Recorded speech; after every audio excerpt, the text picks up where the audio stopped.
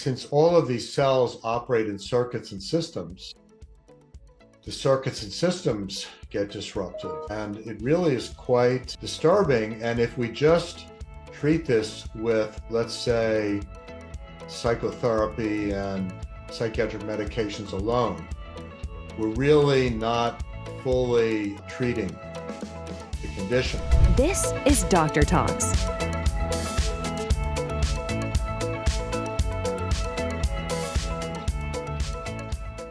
Hello, everyone, and Hi. Welcome to the Microbes and Mental Health Summit. I'm your host, Dr. Miles Nichols. I'm here today with Dr. Bruce Kehr. Dr. Bruce Kehr is an integrative psychiatrist, and he's the founder and president of Potomac Psychiatry. And Dr. Kehr has been an avid blogger, as well as being interested in root cause psychiatry, autism, and long COVID. And Dr. Kehr is someone who's just got an immense depth of both knowledge about and clinical experience with exactly what this summit is about, which is the connection between microbes and mental health. Welcome, Dr. Kehr. Thank you, Dr. Nichols. Appreciate the opportunity to be able to share this time with you and your audience. You're so welcome. Our title for this talk today is Do Infectious Diseases Cause Psychiatric Illness? And we're going to dive deep into that. Before we do, tell people, Dr. Kehr, how did you get interested in this work and become involved in root cause-based psychiatry, and in particular infections in relation to mental illness? Sure. So I don't mind saying that mental illness runs in my family. And over the years, I've seen family members really not properly treated for their conditions, and saw firsthand that a history would be taken, medicines would be prescribed to treat symptoms, and the family members really didn't get better. And it was a deep source of pain and frustration for me. And so we began as a practice pioneering the use of genetic testing about 10 years ago, and probably tested about 3,000 people now, and then used that testing to begin to help family members. And it was a tremendous eye-opener. And then we had family members who had various gut-related symptoms. And it was really rather remarkable when the gut-related symptoms were treated, their mental health improved. And then other family members who had Epstein-Barr virus, Lyme, and more recently COVID, and I was able to observe firsthand what happened to their mental health. And so that led me on a journey that really began about a year ago to really deeply dive into literature about the role of microbes in mental illness. That's so important, and so glad that you've been investigating that. So which of the common infectious agents are known in that literature review and that research to trigger psychiatric illnesses? Well, there are a number of them. And as we were talking about just before we came on, the classic is pandas, right? With Susan Suedo at the NIMH doing the pioneering research there, and working with Madeline Cunningham and the Cunningham Panel, and then that branching into PANS. Currently, there are over 20 different microorganisms that have been identified as being associated with triggering, creating, and/or causing mental illness, ranging from Lyme disease to Epstein-Barr virus to other herpes viruses, and of course, most recently, the coronavirus SARS-CoV-2, which has really, I think, helped advance our field a lot in terms of interest and resources being devoted to the research of all of this. So there are really many, many different kinds of organisms that can trigger these kinds of neuropsychiatric problems. And as you mentioned, pandas is the beginning of it, which for audience members who don't know, this is looking at a a pediatric autoimmune acute onset, this neuropsychiatric symptom picture because of a bacteria called streptococcus or strep.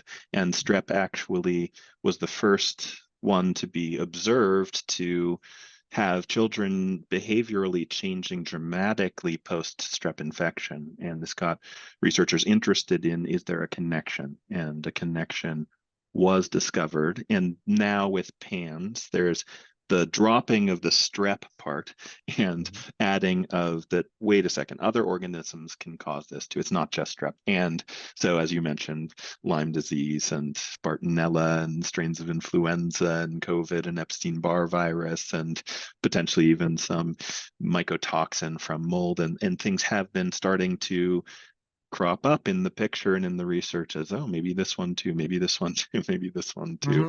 So what are some of the mechanisms? Can we talk about that? How is it that someone gets an infection and then all of a sudden there are these neuropsychiatric symptoms, behavior changes, disorders, mental health issues that are arising as a result?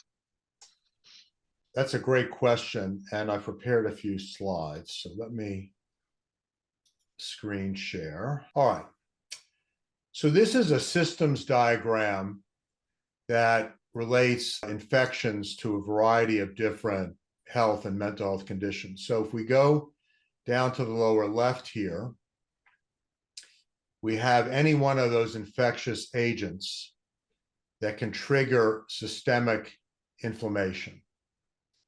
And then systemic inflammation can activate brain inflammation and dysbiosis and gut inflammation, and can also activate the adrenal glands to release excessive amounts of adrenaline and cortisol. And these are all co-activators of one another. You know, homeostasis in our bodies is based upon negative feedback loops. These are positive feedback loops that really worsen one another.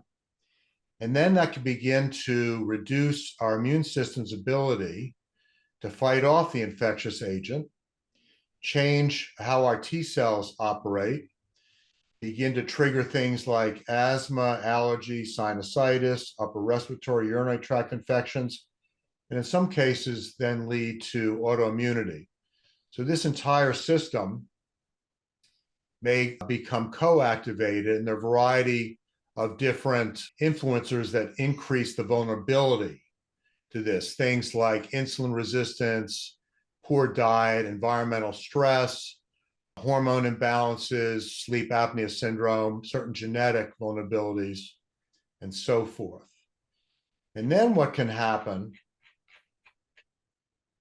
is, if we look at dysbiosis, we begin to have abnormalities of the gut microbiome down here.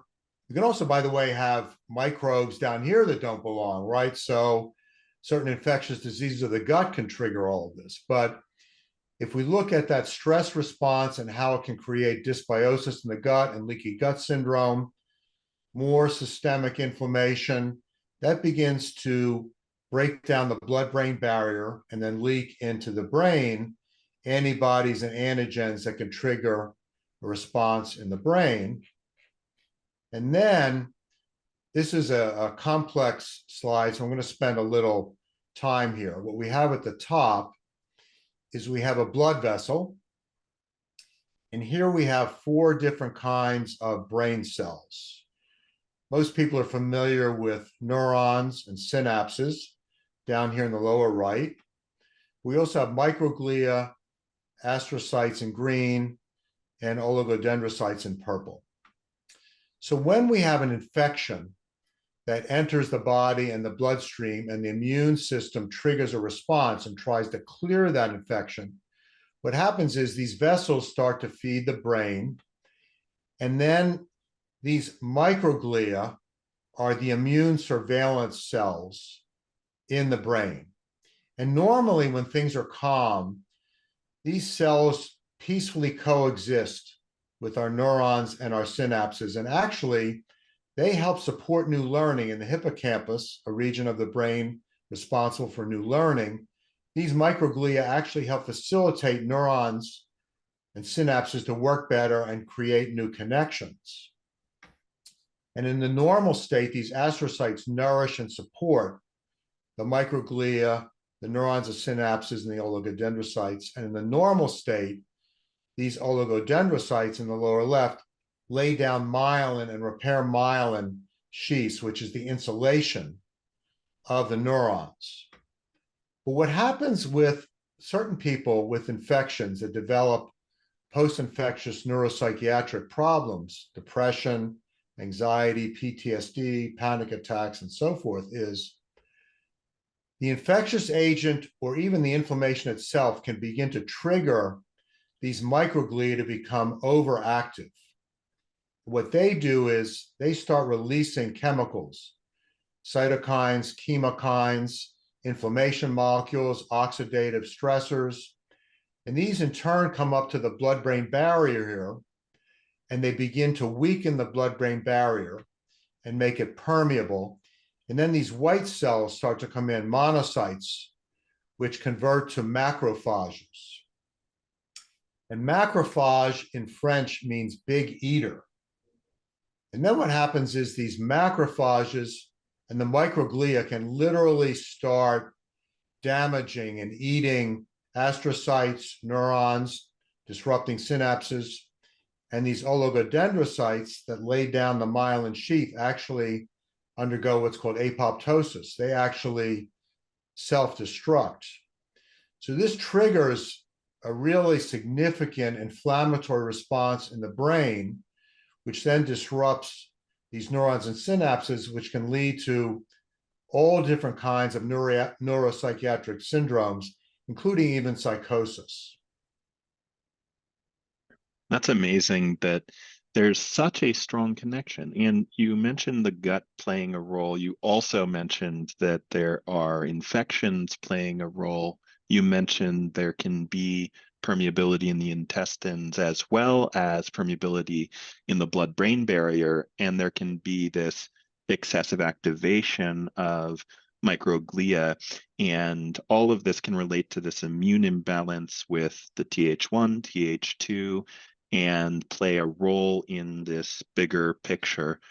You mentioned the asthma and allergies side of the immune system. This is something close to my heart because I had allergies and asthma as a young child, didn't know why, didn't understand that this might be part of the picture. Then I had recurrent strep throat over and over and over again that was usually a weird strain that was hard to identify, and these things I didn't think anything of. Even my father, who was doctor, a very highly educated doctor, didn't think that much of, is this potentially setting the stage for bigger long-term problems in the brain? So tell a little more about when someone is undergoing these infections. Is it just one infection and all of a sudden this happens, or is this a buildup from multiple infections over a period of time? What role does the gut play? Can we get a bigger picture on this in that way? That's a really great question. So it sort of can be any and all of the above. So we've seen, for example, let's just take one infection, coronavirus. We've seen patients now with acute onset psychosis who never had psychosis before as a result of coronavirus. We've seen acute onset of anxiety and depression. We've seen in long haulers, by definition, have had their symptoms greater than 12 weeks. We've seen them have persisting brain fog, mood symptoms, anxiety, and so forth. And you raise an interesting question about the gut. Well, the gut, understandably, given evolutionary necessity, is a huge repository of the immune system. In fact, about 70% of our immune system resides in the gut, and about 75% of cells in the gut have immune system functioning. And so we could speculate, well, maybe people with long COVID have had gut-related issues before they came down with COVID. Maybe there was inflammation down there, or dysbiosis, or insufficient digestion, or insufficient production of short-chain fatty acids, or maybe even leaky gut syndrome. And that could have predisposed to the onset and maintenance of long COVID, or even a worsening COVID infection in the first place. And there is this interplay and interaction. So then if we take it a little further to answer your question, what we've seen happening, in fact, I was treating a young woman earlier today. She's a college student nearby, and she had some anxiety, some depression before COVID, and really a top student, really smart. But following COVID, she's really deteriorated, and she's developed severe OCD symptoms, severe anxiety and depression.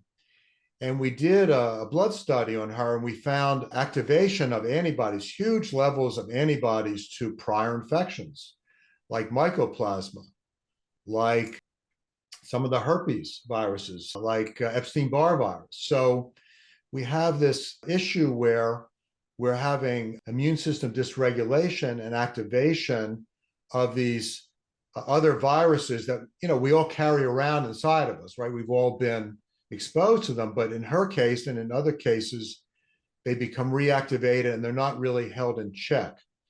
So I realize that's a long answer, but it's sort of all of the above, right? Yeah, and when we're talking about this mechanism here, and we're going into how this occurs, we're really talking about this post-infectious autoimmune process. So there's an inflammatory component, there's this immune attack against self component to it. So where does that play in when we have this microglial activation, we have this inflammation, we have these pathogens causing the macrophages to go into the brain? Where's the autoimmune aspect? How do we simply understand the tissues or structures that are being attacked, and can that be tested for and measured? Well, this is a slide from a friend and colleague, Dr. Craig Shimasaki, who works with Dr. Madeline Cunningham, who Madeline created the Cunningham Panel. And Craig is a PhD MBA who runs molecular labs that produces the Cunningham Panel. And what Craig likes to talk about is a phenomenon called molecular mimicry, which is illustrated here. So what happens is, from left to right, a microbe enters the body, and the immune system rightly recognizes that microbe and begins to attack it. If not the innate immune system, then the adaptive immune system, which comes to recognize it and then be able to produce antibodies from B cells and killer T cells to kill it off. But what happens in some people, and the reasons aren't completely understood yet, it possibly is genetic vulnerability in what's called HLA regions of the chromosome, or MHC regions of the chromosome. There's certain genetic vulnerabilities. Some of these patients have autoimmune diseases that run in their families. What happens is the immune system begins to fail to recognize not self, in this case, the microbe, from self, in this case, the brain cells. So the reason for that is, on the surface, let's take coronavirus, because that's been really well elucidated recently.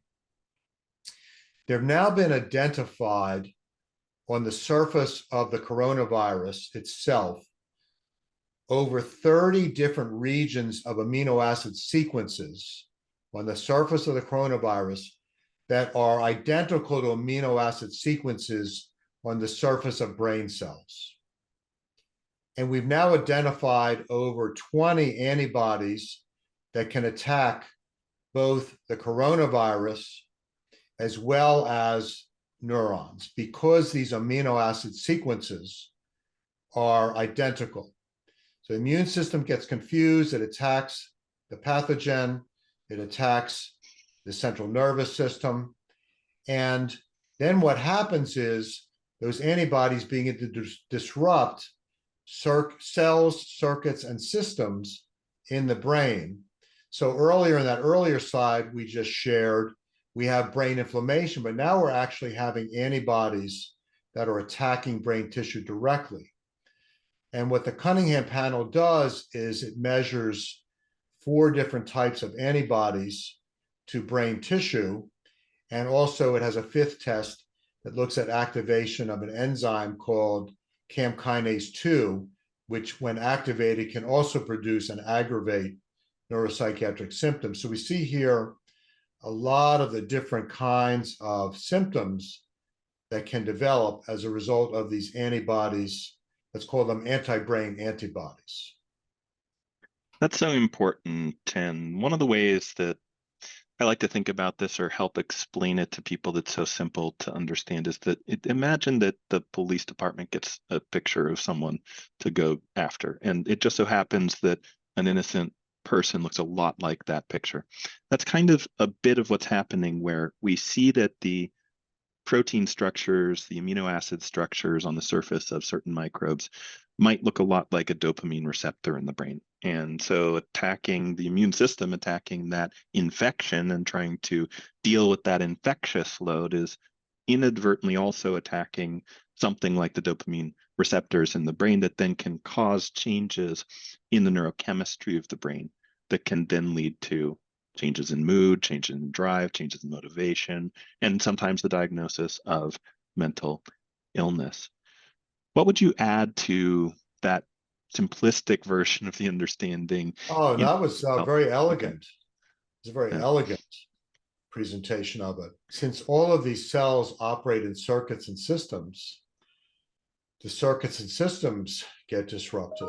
And it really is quite disturbing. And if we just treat this with, let's say, psychotherapy and psychiatric medications alone, we're really not fully treating the condition. And I have enormous respect. I'm a psychiatrist. I have enormous respect for psychotherapy. I trained in psychoanalysis, have been in psychoanalysis, and I have enormous respect for psychopharmacology as well. But the challenge here is those 2 interventions alone are not enough to really enable a complete recovery in patients. And whether it's PANDAS or PANS or post-Epstein-Barr virus, or we were talking earlier before today, you and me, about the different tick-borne pathogens that can trigger these kind of syndromes.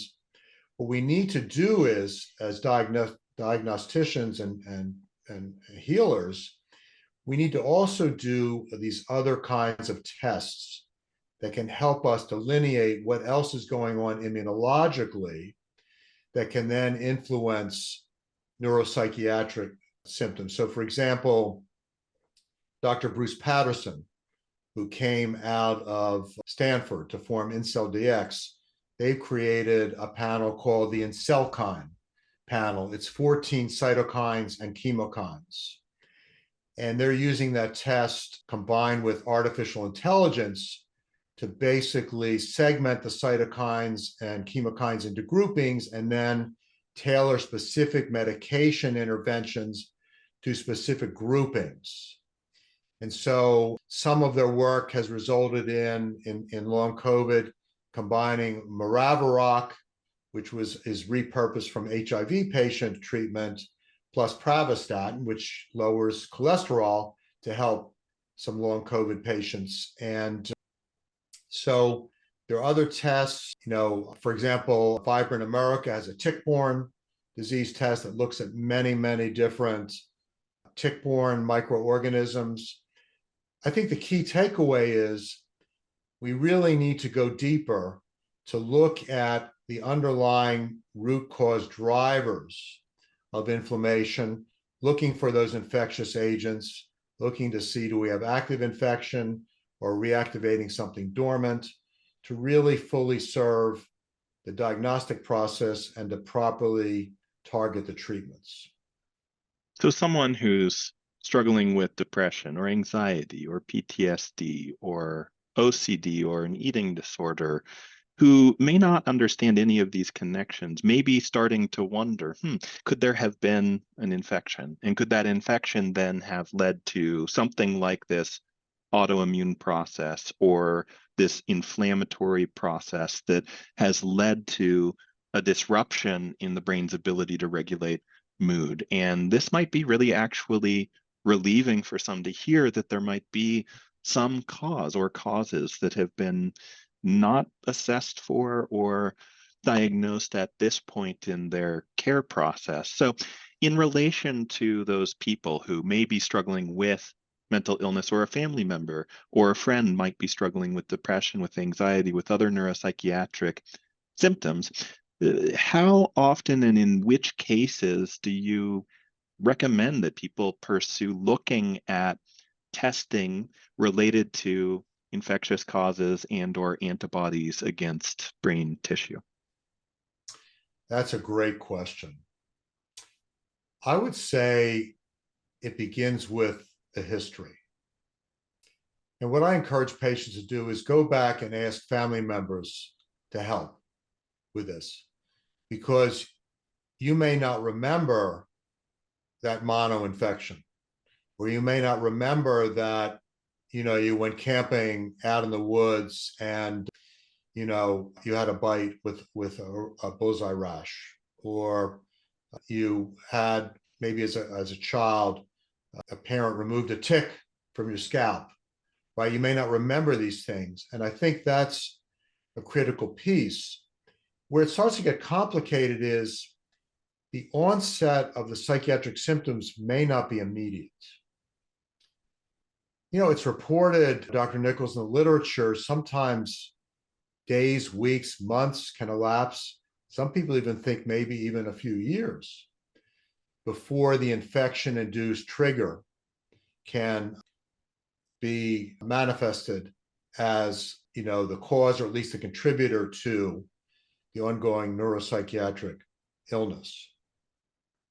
There may come a point, and we're all learning as we go with all this, right? There's this phrase now with long COVID, we're flying the plane while we're building the plane, right? So it very much should be a collaborative effort between the doctor and the patient to really dig in and really look at that history and develop a timeline and see if this is an issue. I think the other way that can really help is there are various screening instruments that can be used.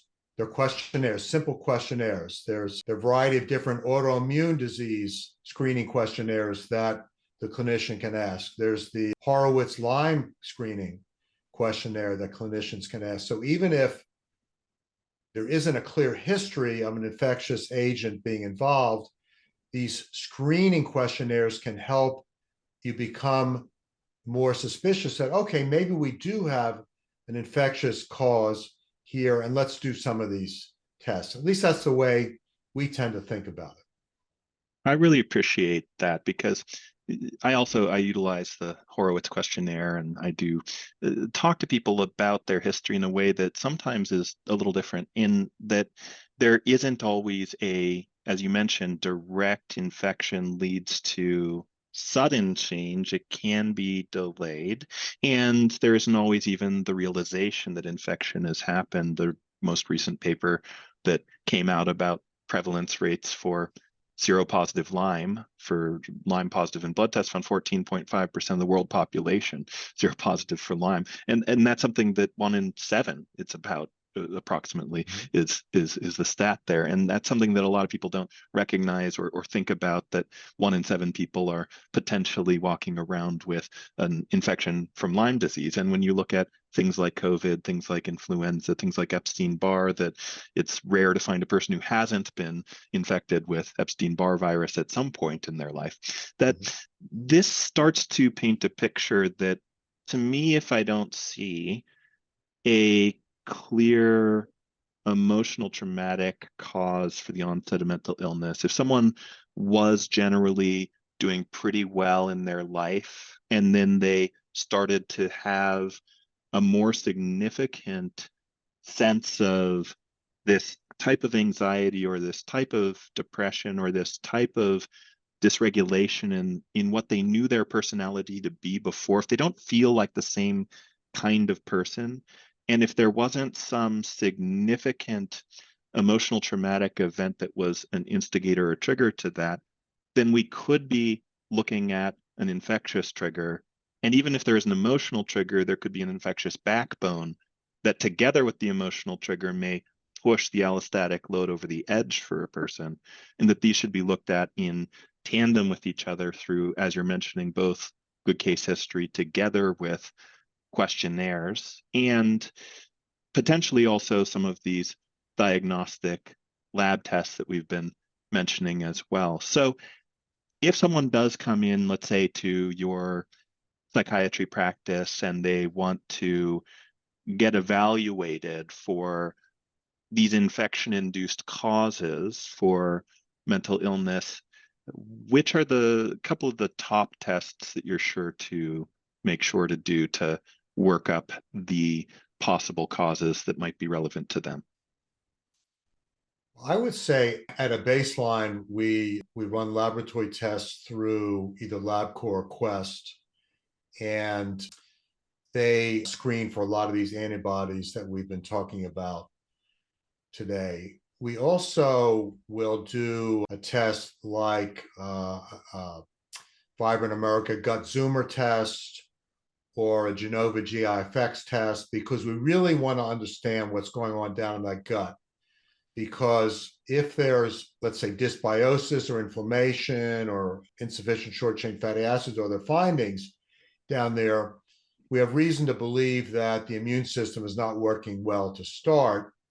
And with leaky gut, if we're leaking bacteria, bacterial fragments, incompletely digested foods into the bloodstream, that in and of itself can cause a lot of these symptoms. And also, that test can help see, is there a pathogen? Is there some microbe or bug down there that shouldn't be there? So that would be a pretty important baseline test for us. And then in terms of looking further, we really make a good use out of the Cunningham Panel, because that's going to look for anti-brain antibodies. And the treatments that come out of that, I should have a slide on that here. So let's say we have someone who is in therapy and they're on an antidepressant or anti-anxiety medicine. They're partially better or they're not getting better, and we have Cunningham Panel with these positive results. It brings in various kinds of immune system modulating treatments. So if we have active infection, even in the gut, if we have active infection, there's certain herbal antimicrobials that can be used. If we don't think we have active infection, and there are also antivirals, certain anti-inflammatories might be used for short periods of time. Plasma exchange, not so much in these days because we need high levels of antibodies to fight off coronavirus. IVIG, IV rituximab, these are some of the medicines that can really help patients with these anti-brain antibodies. And then the other test that we look at is the cytokine, which I think is going to have broader application beyond COVID. I apologize, this slide is a little dark. It's from one of Dr. Bruce Patterson's presentations. So here we have the 14 cytokines and chemokines that are tested by the cytokine panel. And you can begin to see some of the artificial intelligence at work here around segmenting out, what medicines over here on the right can be useful based upon what is the pattern of cytokines and chemokines that are present. So these are two tests we're using more and more, not just in, coronavirus world, but also for some of our other treatment-resistant patients. This is fantastic. So when it comes to treatment, that what's interesting is that you're mentioning that these antibodies to brain tissue, which are triggered by this cross-reactive autoimmunity from infection. So the infection happens, the immune system attacks the infection, but also is attacking brain structure, which looks a lot like the infection. That sometimes the level of that infection, if even some of it might become chronic, that infection becoming chronic, because as in the case of Lyme disease, many times can become chronic, then lowering that infectious load may calm in part that immune response down. Is that true that the autoantibodies are, if they're triggered ongoingly by infection, might be higher and reducing that infectious load would lower them? And are there other cases in which the antibodies may stay elevated even after an infection completely resolves? Great question again. So Moleculara has a series of patients now that they've been studying sequentially with repeat Cunningham panels over time. And among the patients that recover, and they've beautifully heat mapped this, they've got all the research on their website that show this with the heat mapping. The patients that recover, regardless of the reasons for their recovery, it could be, as you're suggesting, anti-infectives. It could be anti-infectives followed by immune modulating agents. It could be immune modulating agents alone. But what they show is the cytokines return to normal. They've got really compelling data around that. And they show that the symptoms improve, the depression is less, the anxiety is less, or the PTSD is less, or even the psychosis is less. And along with that improvement in symptomatology and in the symptom severity and symptom patterns, they show a reduction in the cytokine. So it's a huge validator for the value of the Cunningham panel in being able to diagnose and help treat patients. So to confirm, the antibody levels are decreasing as people are taking antimicrobials and immunoregulating substances that are assisting the immune system in balancing out those therapies, some of which you mentioned on the previous slide, are reducing the antibodies, helping to resolve symptoms, and people are having that change lasting over time.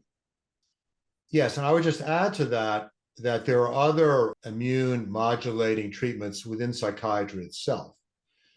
So for example, CBT therapy, reducing the stress response, helps the immune system.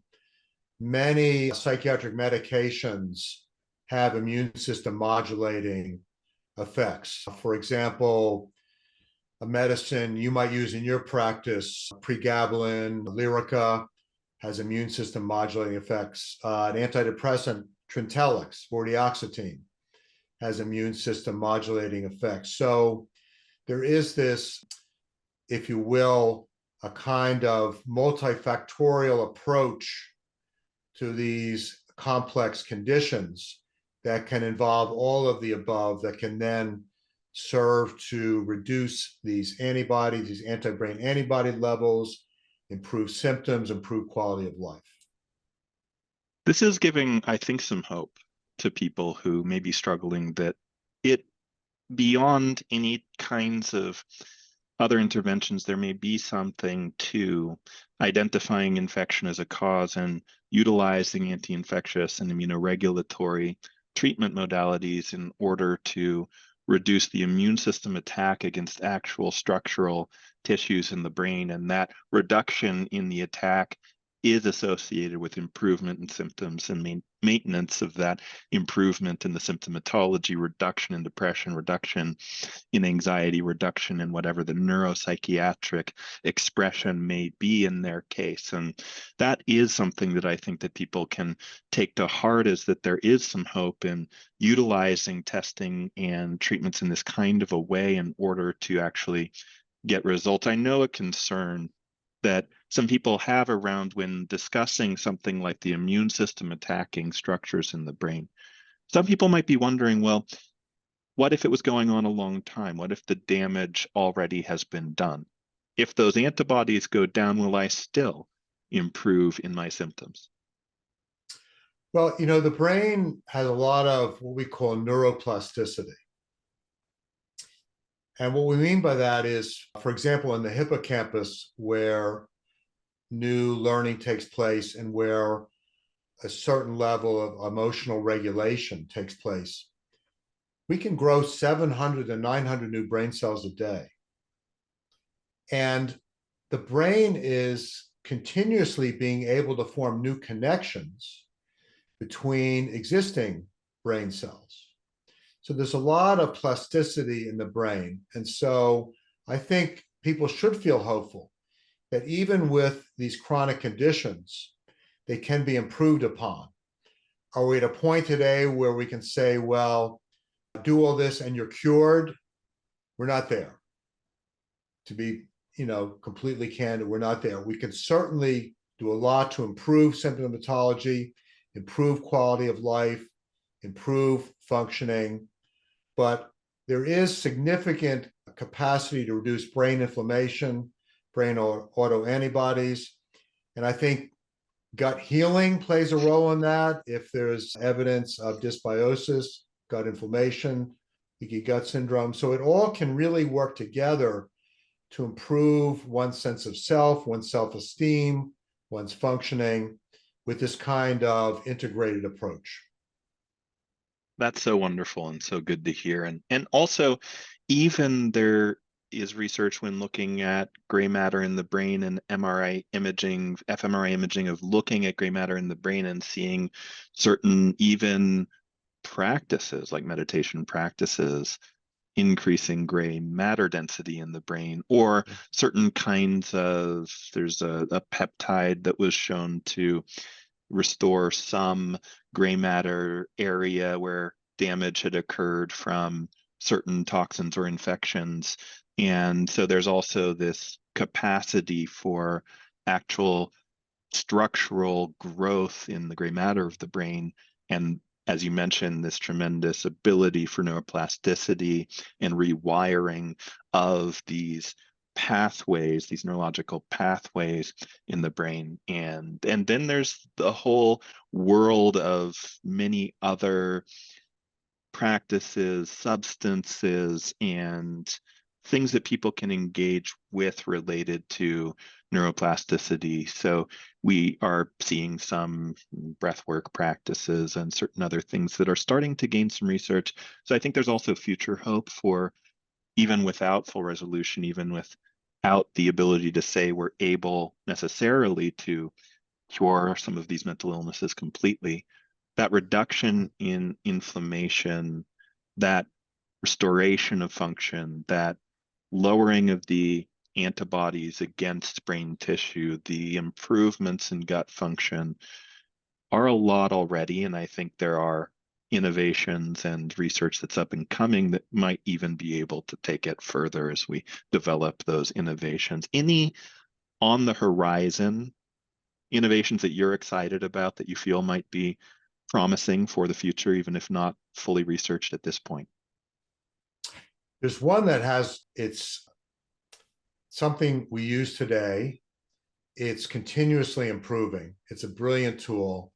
It's called Intellx DNA, and INTELLXX DNA. And it was co-created by two women founders, Dr. Sharon Houseman Cohen, one of the founders, chief medical officer. She's dual board certified, trained at Harvard. And Carol Billick is her partner in this.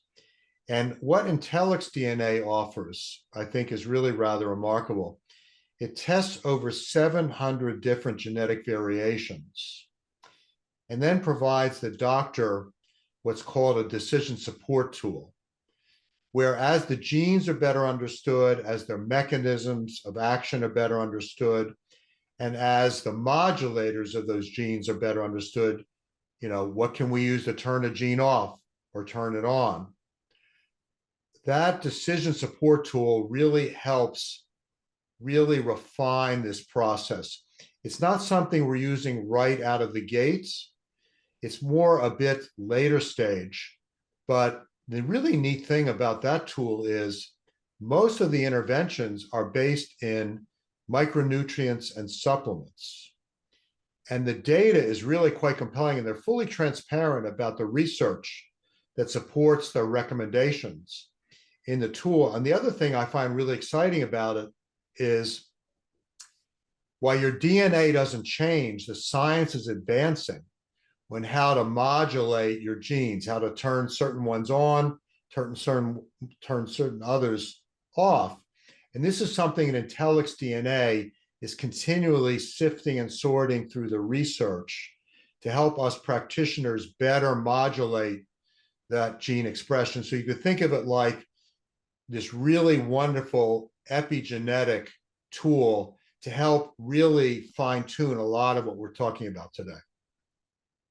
Fantastic. That's a really great resource. And micronutrients and nutrient imbalances and nutrient maximization or optimization is really incredible. I found that in my practice too, to where it's not just about because the RDAs and the adequate intakes, the recommended daily allowances that have been defined around nutrients are really defined around preventing clinical deficiencies and very significant symptom expression. They're not identifying what is the optimal intake for peak neurological function or what is the optimal intake for maximal immune system regulation or optimal collagen formation and repair in the body. So these kinds of things are largely under-researched and underexplored, but the research is beginning to come in, and we're starting to understand genetic predispositions that might require higher amounts of some nutrients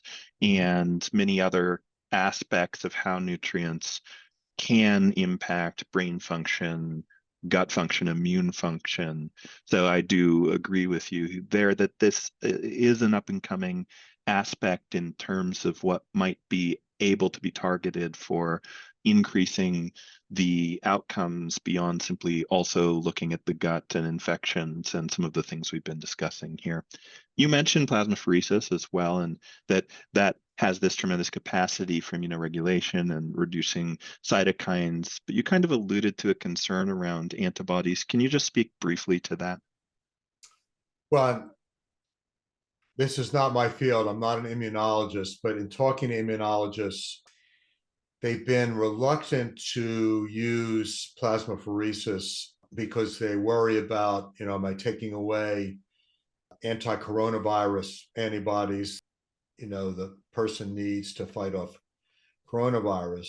But I think, certainly IVIG is still in widespread use.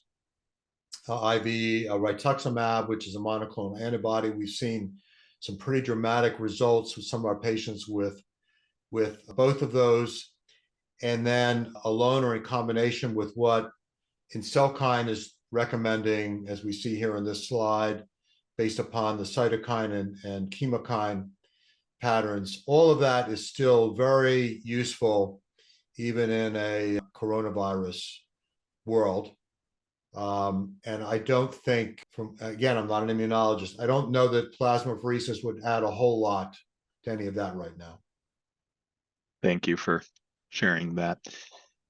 So will you give a bit of a summary, a review, a recap on what we've discussed? We've really talked about so much territory here in relation to psychiatric conditions and the causes that might underlie them. So I'm curious if you give a short recap on summary on what we've discussed, the testing for the underlying causes and some of the treatment options. Sure. I think first and foremost, when a patient has these sorts of problems, they feel broken. And sometimes they feel very lonely and alone. They've been dismissed by various doctors as it's psychological. or family members, it's all in your head, or, you've got a great life, what's wrong with you? Why don't you just get over this?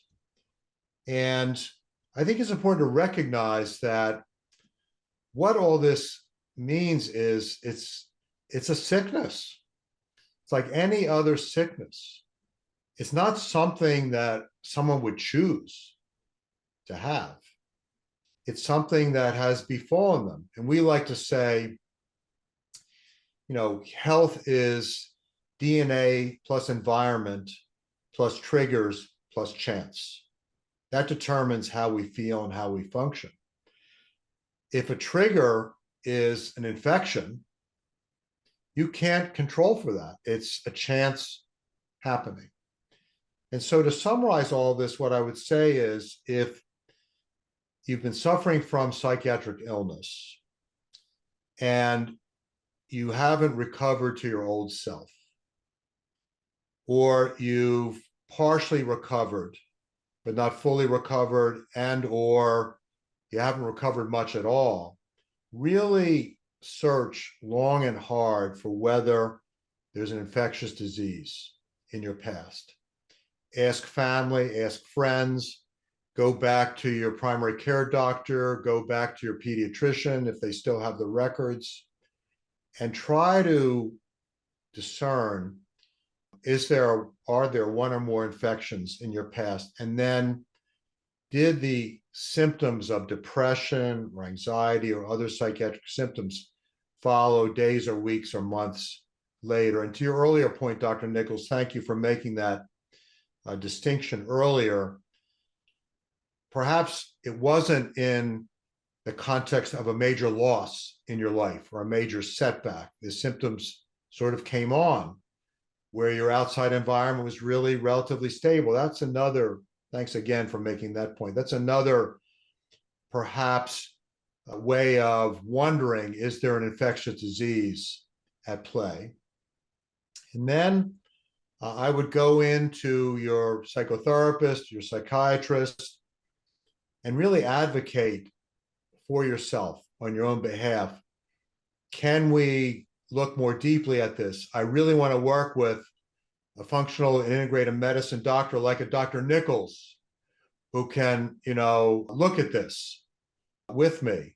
And there are many functional and integrative medicine doctors around the country who have an open mind to all this, who will not dismiss your concerns. And if your psychiatrist won't accept or embrace that there may be something here, fire them.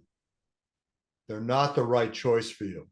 Find someone who maybe doesn't know a lot about this, but who's open to thinking of it, because there's a huge paradigm shift coming in psychiatry, a huge paradigm shift around genetics, around the role of the gut microbiome, the role of cellular health, the role of systemic and brain inflammation, and the role of infectious diseases and autoantibodies against the brain. That is coming. It's going to happen. And if your psychiatrist or other practitioners won't be open to that, find someone else.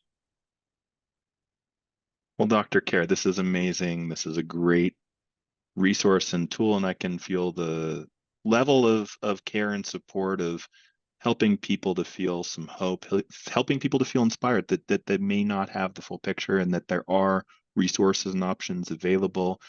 We're not at the point yet to say, yes, we can cure all mental illness, but there's a lot that's many people haven't touched on, many people haven't gotten the diagnostic tools and treatments that are available right now, at least in the integrative and functional space. And as you mentioned, that will be coming in the future of the psychiatric space as well.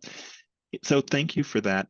I know people are going to want to find out more. I know you have a great blog that's full of information, and some people may want to find out more about your practice as well. Where can people go to learn more about you and your writings and the information you're putting out into the world? We have a website, PotomacPsychiatry.com, Potomac like the Potomac River, in Washington, D.C., which is where many of us are based. And the website has a very powerful search engine. It's just as fast as Google. We have probably verging on 300 blogs that cover a lot of what we talked about this evening. And then our practice actually operates in all 50 states as consultants. What we've done is we partner with the patient and their local practitioner, and we can do this entire workup, present our findings, present a treatment plan, and then work with the patient and their local practitioner to implement the changes. And then, depending upon what's needed, we can have periodic follow-up meetings where we get together and we review what's going well and what isn't. And so that's a model that we now have been using in all 50 states as consultants. That is fantastic, and adds to the accessibility and availability for people. And please do check out the website, the resources, the freely available information, the blogs there. And if you're feeling called to get more help, then the clinic is a great way to do that. Thank you so much, Dr. Kehr, for joining for this informative conversation. And thank you everyone for watching. This has been another episode of the Microbes and Mental Health Summit. I'm your host, Dr. Miles. Take care. Thank you very much. Day. It's been a pleasure. Thank you for tuning in to Dr. Talks. We hope today's episode has enlightened and inspired you on your path to optimal health. Each day is a new opportunity to make choices that empower your well-being. For more insights and strategies, subscribe to our podcast and visit our website, www.drtalks.com. Stay connected, stay healthy, and join us next time on Dr. Talks. Real talks from real doctors on the issues that matter to you most.